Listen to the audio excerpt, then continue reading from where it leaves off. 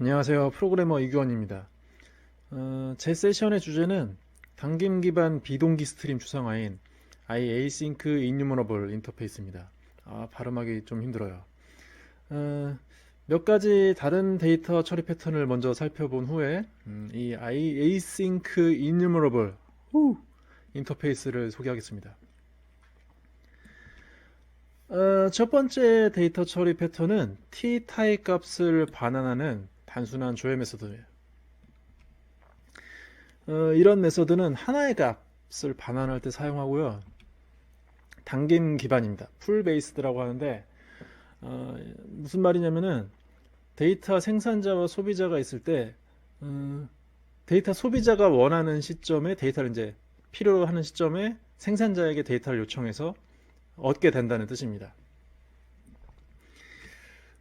그리고 이 데이터 생산은 동기적으로 진행돼요. 이건 무슨 말이냐면은 소비자가 생산자의 get 메서드를 호출하고 나면은 이 메서드 호출이 끝나기 전에 데이터 생산이 완료돼서 소비자는 반환값을 통해서 이미 생산된 값을 즉시 얻을 수 있다는 뜻이에요.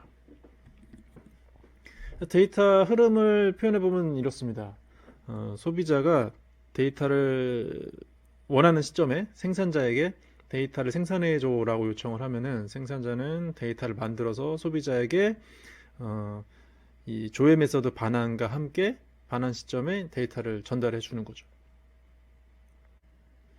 다음 패턴은 iEnumerable 인터페이스를 사용한 조회 메서드입니다. iEnumerable 인터페이스는 단넷에서 데이터 스트림을 표현할 때 쓰이는 추상화예요. 그러니까 하나의 값이 아니라 여러 개의 값, 엑시즈를 반환할 때 쓰이는 패턴이죠. 풀 베이스드라는 것과 데이터 생산이 동기적이라는 것은 이전에 봤던 케이스와 동일합니다. 자, 데이터 흐름을 보면은 소비자가 생산자에게 데이터 생산을 요청하면은 생산자는 첫 번째 데이터를 만들어서 소비자에게 전달해주고 소비자가 다음 데이터를 요청하면은 생산자는 두 번째 데이터를 만들어서 소비자에게 전달해주고 이런 식으로 데이터 생산과 소비가 진행되다가 소비자가 생산자에게 다음 데이터를 줘라고 요청했는데 더 이상 데이터를 생산할 수 없을 때 생산자는 데이터 생산이 끝났다는 신호를 소비자에게 줍니다.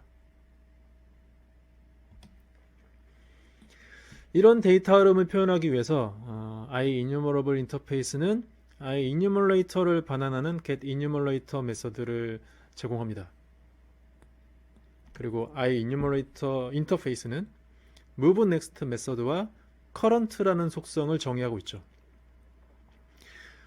소비자가 생산자에게 데이터 생산을 요청하는 수단이 moveNext 메서드예요. 그래서 moveNext 메서드는 생산이 성공적으로 끝나면은 true를 반환하고 데이터 더 이상 생산할 수 있는 데이터가 없을 경우에는 false를 반환하죠. 그러니까 소비자가 moveNext를 호출해서 반환값을 true를 얻었다면은 current 속성을 사용해서 방금 만들어진 데이터에 접근하는 겁니다. 그리고 moveNext가 false를 반환하면은 생산자가 모든 생산을 마쳤다고 인지할 수 있는 거죠. iEnumerable 인터페이스를 사용한 데이터 생산과 소비는 프로그래머에게는 좀 귀찮고 반복적인 코드를 강요합니다. 그래서 다행히 C#은 이런 반복 코드를 프로그래머가 직접 작성하지 않아도 되게 해주는 도구들을 제공하는데요. 그 중에 하나가 일드리턴이에요. 일드리턴은 iEnumerable 인터페이스를 사용한 데이터 생산 코드를 간단하게 작성하게 도와줍니다. 이런 식으로. 자, get 메서드는 iEnumerable 인터페이스를 구현한 데이터 생산 코드인데 그 어디에도 이 인터페이스를 직접 구현하지 않고요. 게다가 연관된 iEnumerator 인터페이스 구현 코드도 직접 작성하지 않아요. 단지 메서드 내부에서 일드리턴이라는 키워드를 사용해 생산하고 싶은 데이터를 표현하기만 하면 됩니다. 그러면은 컴파일러가 컴파일 타임에 이 일드리턴을 사용한 메서드를 발견하면은 iEnumerable 인터페이스 구현과 iEnumerator 구현을 자동으로 해줘요. 그리고 이렇게 일드리턴 키워드를 사용한 메서드를 이터레이터 메서드라고 합니다. 이 슬라이드에서는 예제를 간단하게 보여주기 위해서 일드리턴만 사용했는데 내부 이 메서드 이터레이터 메서드 내부에는 뭐 for loop, 뭐 if문 이런 것들, 뭐 try catch 이런 것들을 사용할 수 있습니다. 다음은 for each 루프인데요. for each 루프는 I enumerable 인터페이스 구현체의 데이터 소비를 도와줍니다. 자, 이 인터페이스를 구현하는 exis라는 변수가 있을 때 보이는 것처럼 for each 루프를 사용하면은 exis 내부에 있는 데이터를 순차적으로 쉽게 소비하도록 도와줍니다. 프로그래머는 직접 뭐 get enumerator, 뭐 move next, current 이런 멤버를 직접 호출하지 않아도 돼요. for each 루프가 알아서 순차적으로 데이터 하나씩 x라는 변수에 담아서 블록 내부 코드를 실행해 줍니다. 이번에는 iObservability 인터페이스를 사용한 패턴입니다. 이 패턴은 앞에서 봤던 두 경우와는 다르게 밀기 기반입니다. 푸시 베이스드, 리액티브라고 부르기도 하죠. 그러니까 소비자가 생산자에게 데이터를 요청해서 받아내는 게 아니라 생산자가 데이터를 만들고 나면은 그때 소비자에게 데이터를 전달해 주는 거예요.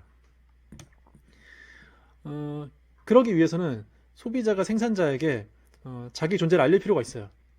앞으로 네가 생산하는 데이터를 앞으로 내가 수신 받고 싶어 라고 알려줘야 되는데 이 과정을 구독이라고 부릅니다. subscribe. 그래서 iObservable이 제공해주는 subscribe 메서드를 사용해서 소비자인 iObservable을 등록하는 거죠.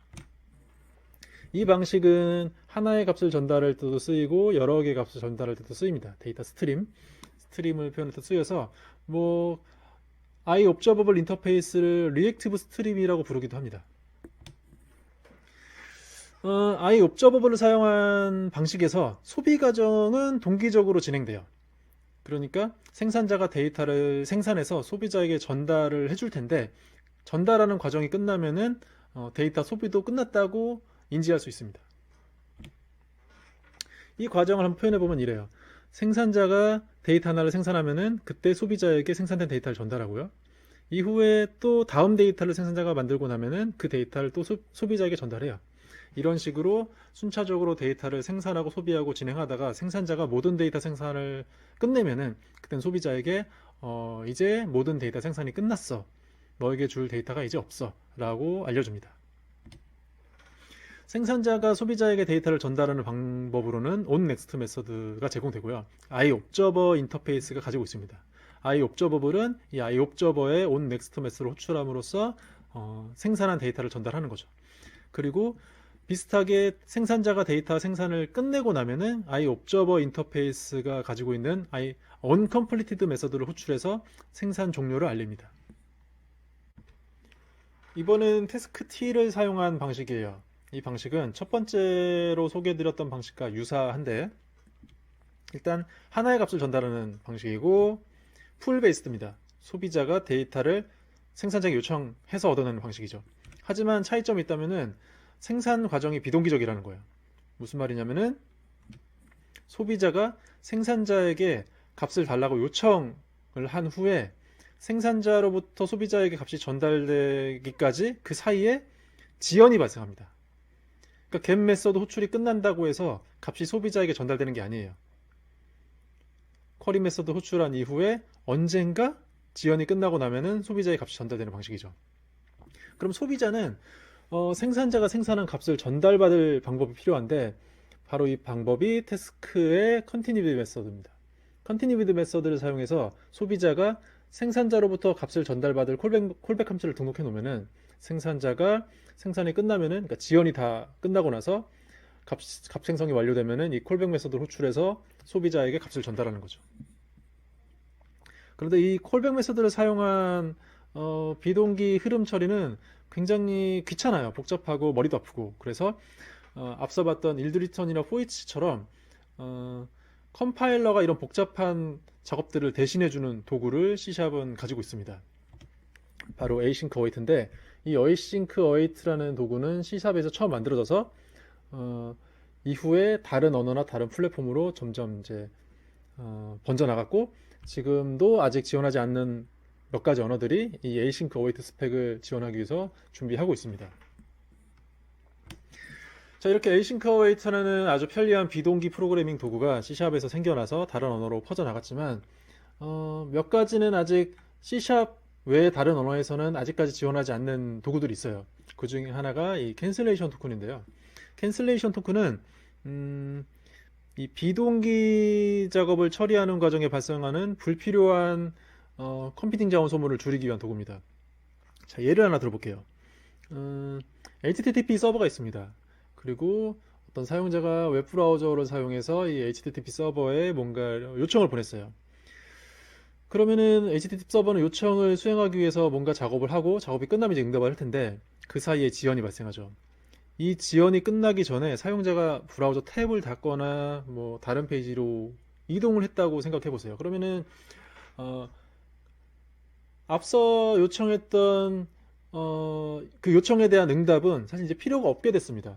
그럼 필요가 없어졌으니까 이 요청을 처리하던 서버가 나머지 작업을 수행하지 않고 종료를 할 수 있다면은 서버의 이 자원 사용이 불필요한 자원 사용이 줄어들겠죠?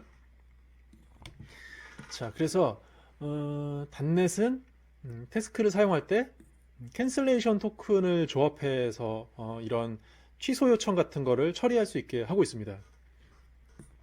이 캔슬레이션 토큰은 is cancellation requested라는 속성을 가지고 있어서 비동기 작업이 적절한 시점마다 이 속성을 확인해서 이 값이 false면은 계속 작업을 진행하고 이 값이 true면은 취소가 요청됐다는 뜻이기 때문에 이후 작업을 진행하지 않고 종료하는 거죠.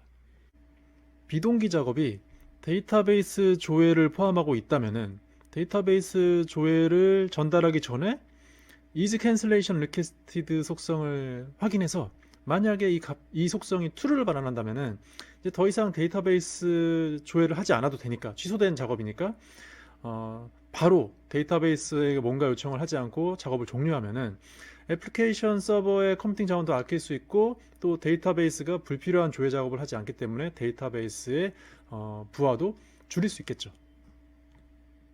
자, 이번에는 iObservable과 유사한 이름을 가진 iAsync Observable 인터페이스를 사용한 패턴이에요. iObservable과 유사하게 푸시 베이스드 밀기 기반의 데이터 처리 방식이고 subscribe 메서드가 존재했던 것처럼 iObservable에 subscribe 메서드가 존재했던 것처럼 async observable 인터페이스에는 subscribe async 메서드가 존재합니다. 그리고 이 메서드를 통해서 소비자인 iAsync observer를 등록하는 거죠. 이 방식 역시 iObservable를 사용한 방식과 마찬가지로 단일값 혹은 데이터 스트림 엑시즈를 지원합니다. 다른 점이 있다면은 데이터를 소비하는 과정이 비동기적이라는 거예요.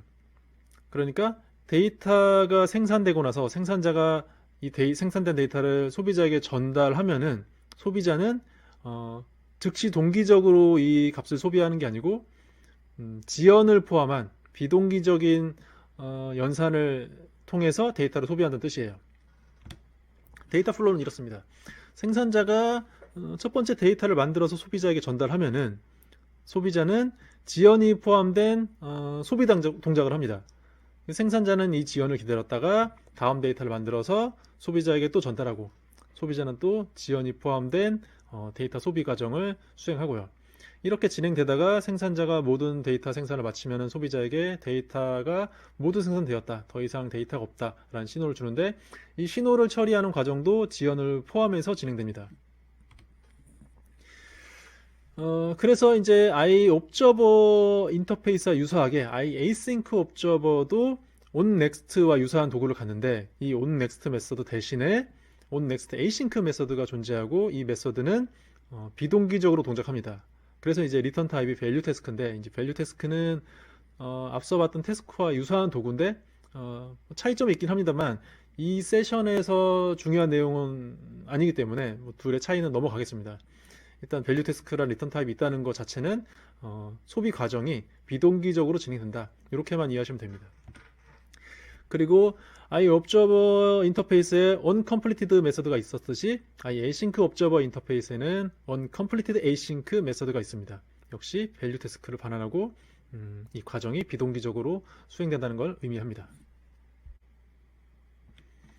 자, 이제 드디어 오늘의 주인공 iAsync Enumerable 인터페이스입니다. 이 iAsync Enumerable 인터페이스를 사용한 이 조회 패턴은 이름이 비슷한 것처럼 iEnumerable 인터페이스를 사용한 패턴과 유사합니다.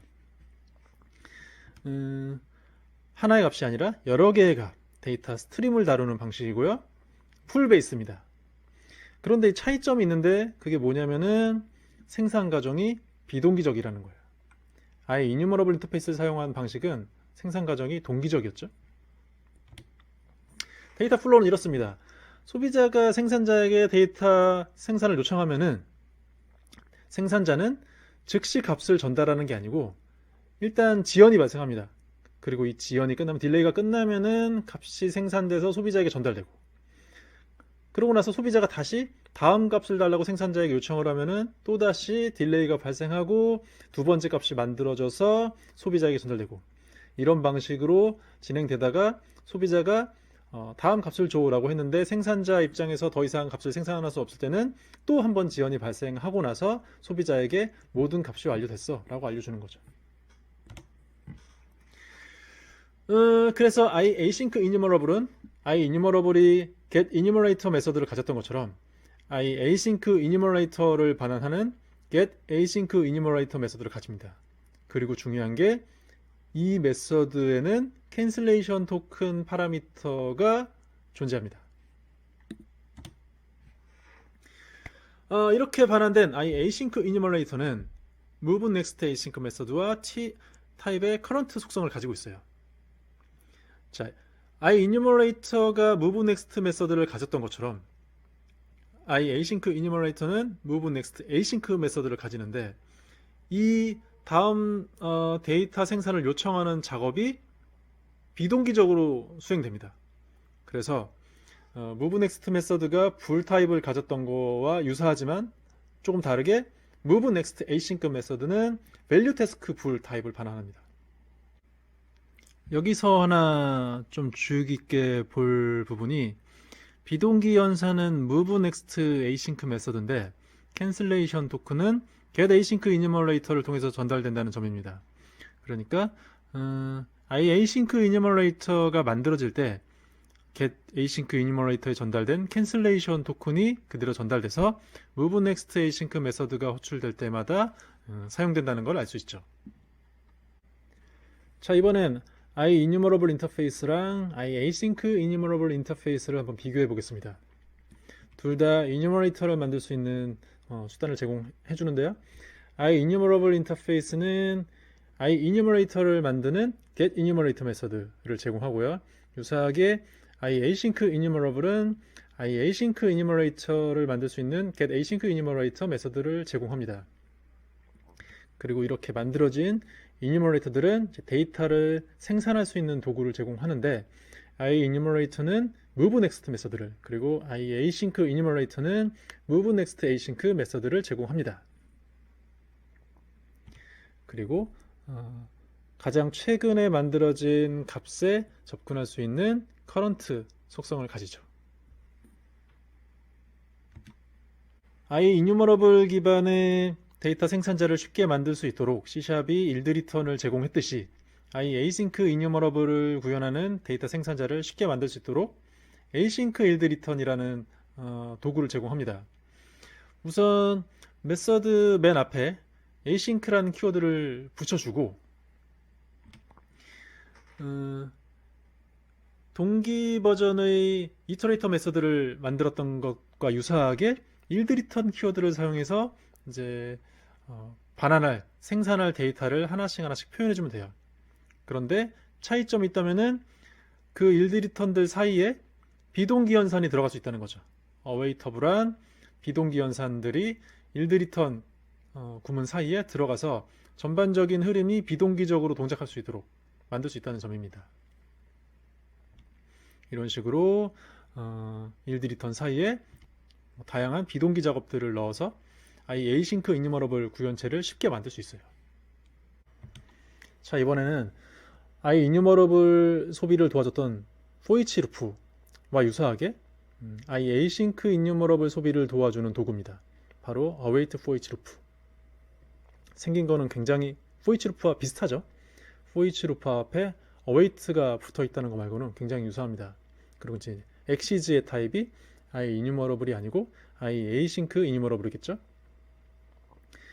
근데 이렇게 유사해 보이지만 꼭 한 가지 고려해야 될 것이 있는데 이 await for each 루프가 동작하는 과정 자체가 비동기라는 거예요. 그러니까 for each 루프가 프로그래머를 대신에 이런저런 일을 해주는데 그 중에 하나가 get enumerator 메서드를 호출하는 거였다면은 await for each 루프는 내부적으로 get async enumerator 메서드를 호출합니다. 근데 이 get async enumerator 메서드는 cancellation 토큰을 파라미터로 넣을 수 있었어요. 그러니까 이 비동기 스트림을 소비하는 과정 전체를 캔슬러블 취소 가능하게 해주는 거죠. 그런데 지금 보고 있는 코드만 봐서는 await for each 루프가 get async enumerator로 호출할 때 어떤 캔슬레이션 토큰을 사용해야 될지 지정할 수 있는 수단이 보이지 않습니다. 그래서 with cancellation 확장 메서드가 제공돼요. await for each를 할 때 비동기 스트림을 대상으로 await for each 루프를 적용할 때 with cancellation 확장 메서드를 통해서 cancellation 토큰을 지정해주면은 이 await for each 루프가 get async enumerator를 호출할 때, 그러니까 i async enumerator를 만들 때 이때 지정된 cancellation 토큰을 사용하는 거죠. 이렇게 해주면은 await for each 루프가 비동기 스트림을 소비하는 전체 과정이 캔슬러블하게 됩니다.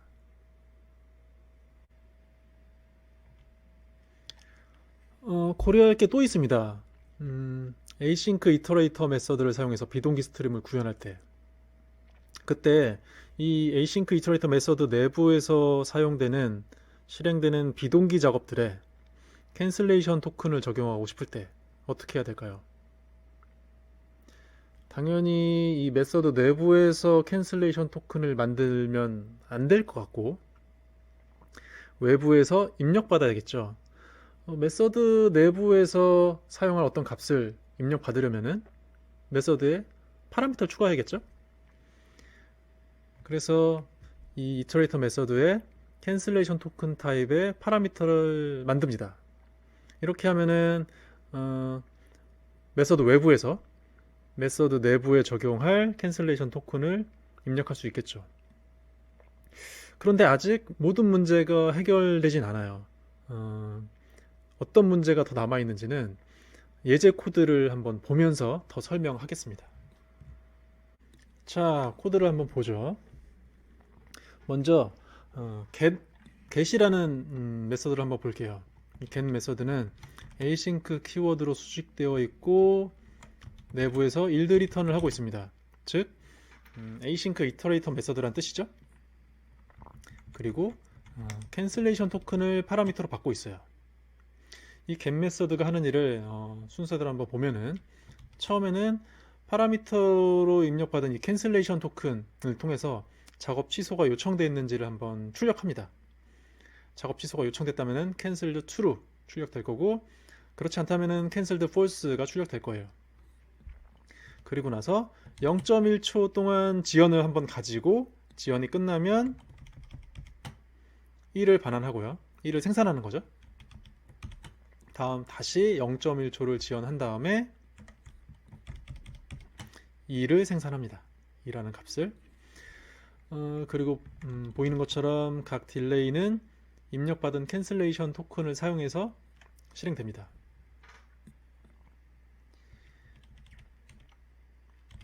다음은 print values 메서드. 이 메서드는 비동기 스트림을 하나 입력받고요. 두 번째 파라미터로는 캔슬레이션 토큰을 입력받아요. 그리고 내부적으로는 await for each 루프를 통해서 입력받은 exis 비동기 스트림에 있는 값들을 하나하나 출력을 합니다.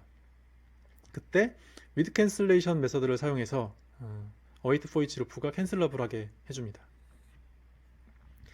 다음 이 get 메서드와 print values 메서드를 사용하는 이제 run 메서드를 보면요. 먼저 get 메서드를 호출해서 비동기 스트림을 하나 만들고 마지막 줄에 보면은 이 비동기 스트림을 print values에 전달하는 거죠. 이 비동기 스트림에 있는 모든 값들을 이제 출력할 거예요. 그런데 이때 두 번째 파라미터로 전달되는 이 캔슬레이션 토큰은 어떻게 만들어지냐면은, 자, 캔슬레이션 토큰 소스를 통해서 만들어집니다. 이 토큰이 이제 프린트 밸류즈에 전달되는데, 전달되기 전에 작업을 취소할 거예요. 그럼 이제 캔슬레이션 토큰의 is cancelled requested는 true가 되겠죠. 그래서 제가 바라는 대로라면은 작업이 취소되었기 때문에 이 print values 메서드가 실패할 거예요. 제가 바라는 대로라면은. 자, 실행을 한번 해볼게요.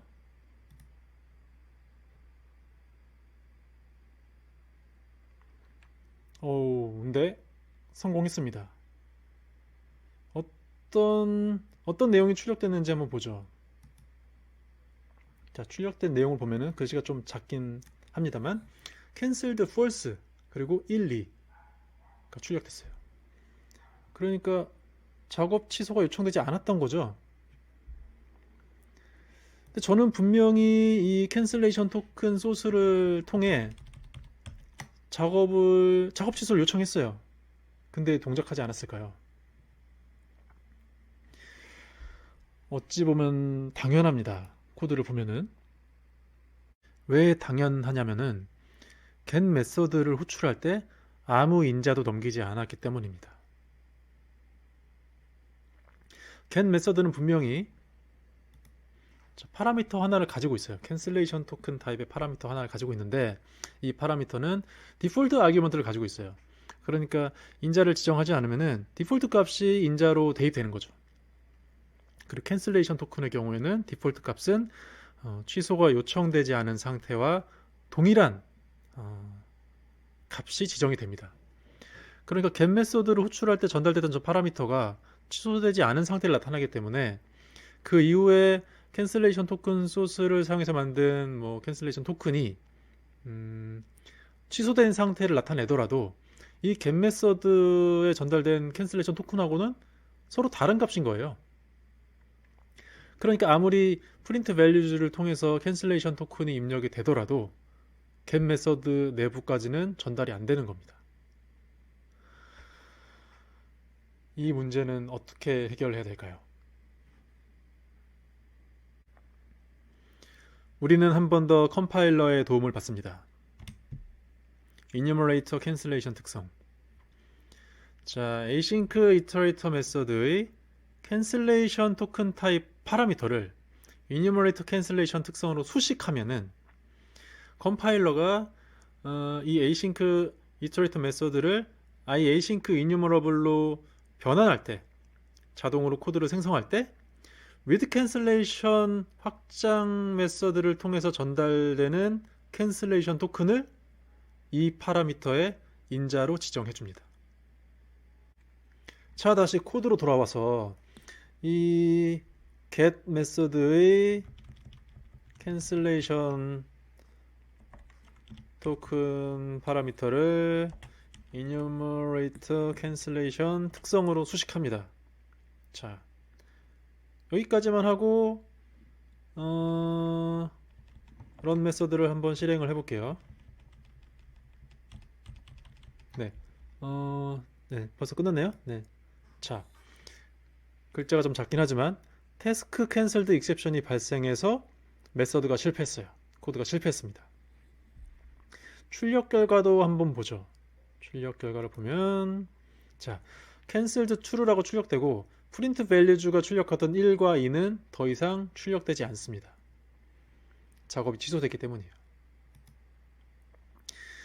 어찌 보면 좀 이상한 코드죠. 그쵸?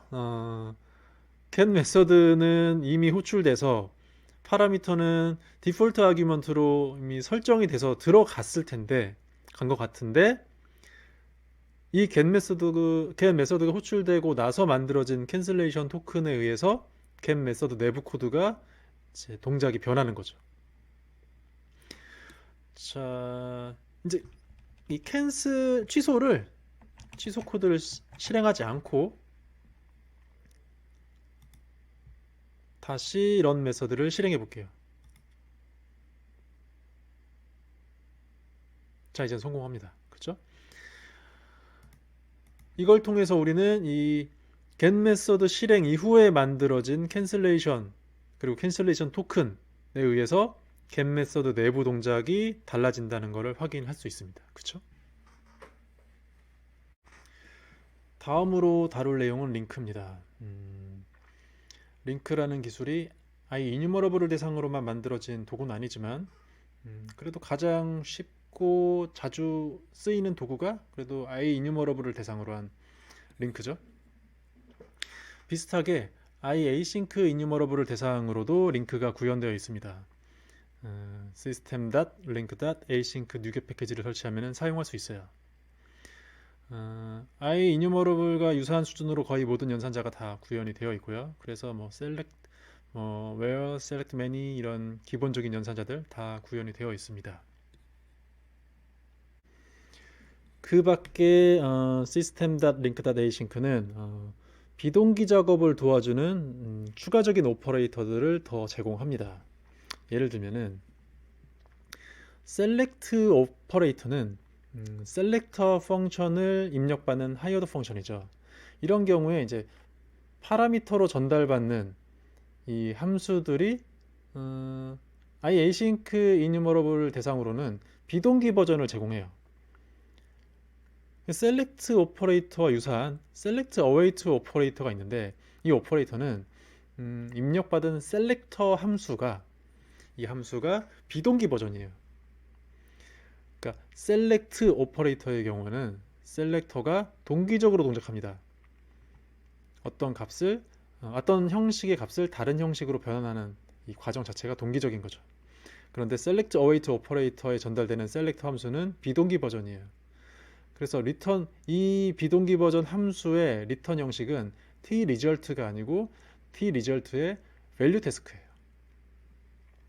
그리고 이런 비동기 함수를 파라미터로 입력할 수 있다 보니 이 과정에도 또 캔슬레이션 토큰을 적용할 수 있어요. 그래서 이렇게 캔슬레이션 적용 가능한 하이어더 펑션 오퍼레이터가 존재합니다. select await with cancellation. 유사하게 where나 selectmany도 함수를 매개 변수로 받는 하이어더 펑션이죠. 이런 경우에 await 버전과 await with cancellation 버전이 또 추가적으로 제공됩니다.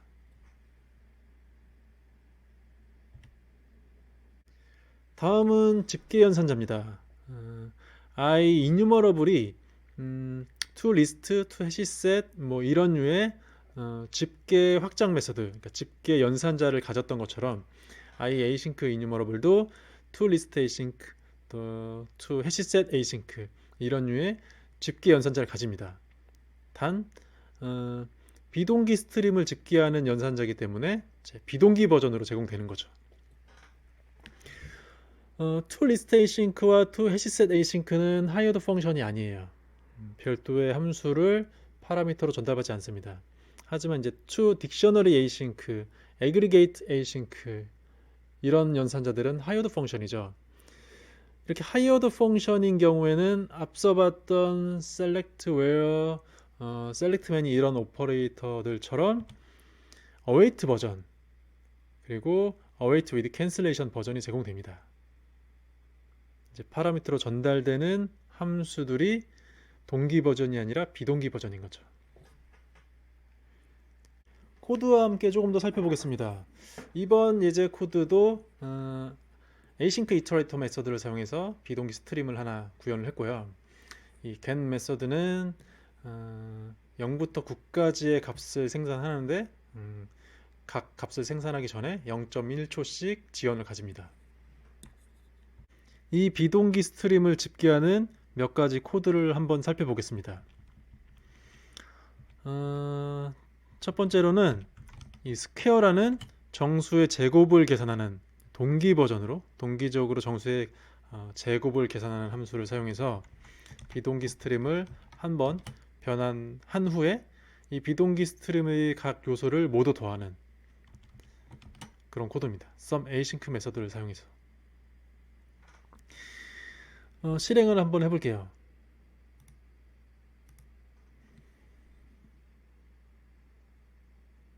자, 실행됐고, 자, 1.1초 정도 시간이 소요됐습니다. 그러니까 비동기 스트림, 이 스트림 자체가 데이터를 만들어낼 때 각 0.1초씩 지연이 생기기 때문에 이제 10개 데이터를 생산하면서 대략 1초 정도의 총 지연이 생긴 거죠. 그래서 1.1초 정도 걸렸습니다. 다음으로는 동일하게 정수의 제곱을 계산하는데 0.1초에 지연이 발생하는 연산입니다. 이런 지연이 발생하는 비동기 버전의 셀렉터를 사용할 때는 셀렉트 오퍼레이터가 아니고 셀렉트 어웨이트 오퍼레이터를 사용해야 됩니다. 이렇게 셀렉트 어웨이트 오퍼레이터를 사용해서 스트림을 한번 변환한 다음에 또 똑같이 sum async 오퍼레이터를 사용해서 집계를 하는 거죠. 이것도 한번 실행해 볼게요.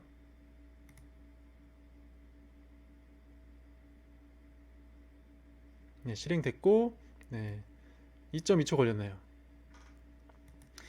그러니까 이 버전은 데이터를 생산할 때도 지연이 발생하고 각 데이터를 이제 한번 프로세싱 할 때도, 처리할 때도 지연이 발생하기 때문에 총 이제 0.1초의 지연이 대충 이제 20번 발생하면서 대충 이제 2초에 가깝게 지연이 발생한 거죠.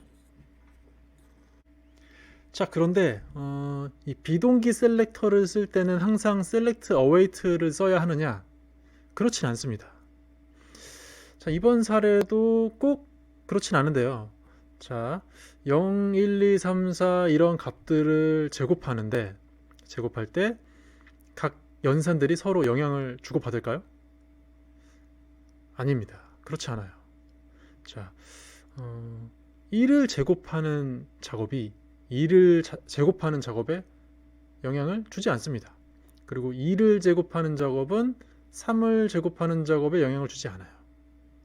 서로 다 마찬가지입니다. 서로 독립적인 연산이에요. 그런데 이 select await는 각 셀렉터 함수를 순차적으로 실행해요. 그러니까 0을 제곱하는 연산이 다 끝나고 나서 1을 제곱하는 연산을 시작하고 1을 제곱하는 연산이 다 끝나고 나서 2를 제곱하는 연산이 시작됩니다. 근데 만약에 이 제곱하는 연산들이 서로 영향을 주고받지 않으니까 병렬로 실행할 수 있다면은, 그런 환경이라면은 굳이 직렬적으로 하나하나 순차적으로 실행하지 않아도 될 거예요.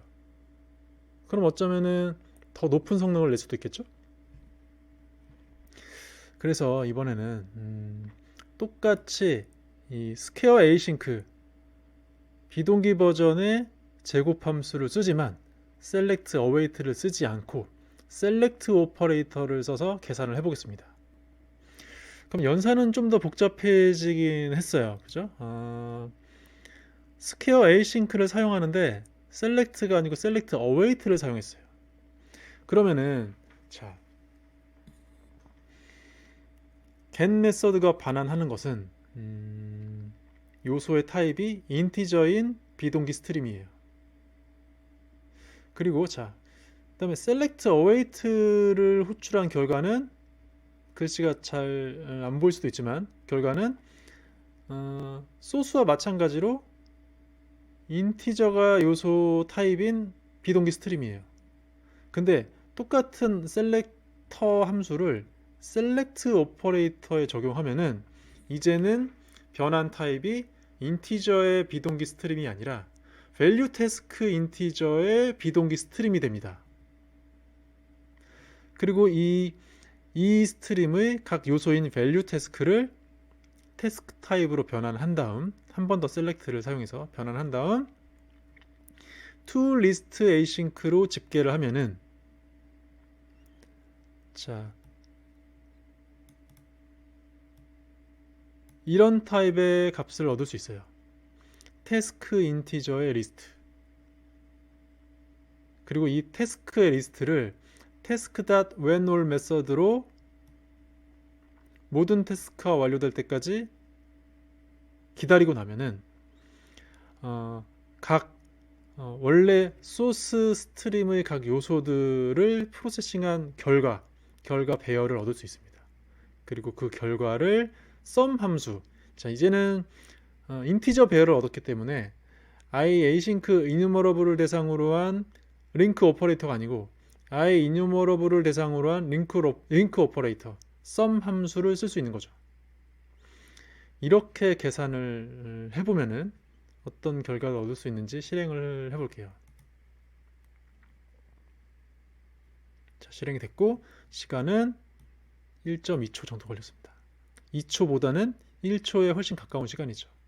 그리고 결과는 뭐 물론 당연히 동일한 결과입니다. 자, 그러니까 비동기 셀렉터 함수를 쓴다고 하더라도 상황에 따라서 select await를 써야 될 수도 있고 성능을 더 높이려면은 select operator를 써야 될 수도 있어요. 하지만 물론 성능이 중요한 코드가 아니라면은 지금 이 예제에서도 볼 수 있듯이 그냥 select await를 쓰는 게 코드는 훨씬 단순합니다. 그러니까 성능이 굳이 중요하지 않은 코드라면은 굳이 이제 아래 패러리즘 메서드처럼 복잡한 코드를 작성할 필요는 없어요. 하지만 성능이 중요한 코드라면은 한번 고려해 볼 만합니다. select await 버전을 쓸지 아니면은 병렬로 실행할 수 있도록 select operator를 쓸지. 자, 이제 오늘 세션을 정리합니다. 저는 오늘 총 6가지 데이터 처리 패턴을 소개해 드렸습니다. 이것들은 전부 다 특징들이 다르기 때문에 여러분들은 각자 마주한 상황에 가장 적합한 도구를 잘 선택해서 사용하시길 바라겠습니다. 그리고 오늘 보여드린 모든 예제 코드는 여기 보이는 GitHub 저장소에 방문하시면 모두 확인하실 수 있습니다. 그럼 모두 들어주셔서 고맙습니다.